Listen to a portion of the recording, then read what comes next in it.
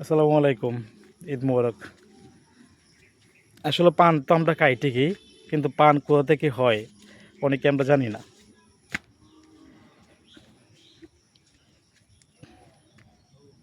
দেখেন এটা পান ক্ষেত। পান খেলে আসলে দাঁত কিন্তু অনেক লাল হয়। পান শেষে চুন হলে, জর্দা হলে ঠোঁটগুলো কিন্তু অনেক লাল হয়। তো পান আমরা সকলেই খাই, অনেকেই পছন্দ করি, অনেকেই পছন্দ করি না।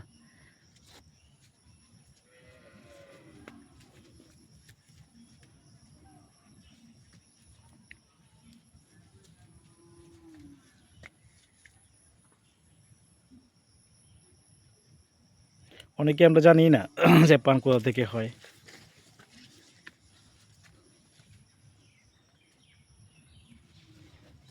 এটা আসলে পান গাছ। তো দেখেন এই যে পান।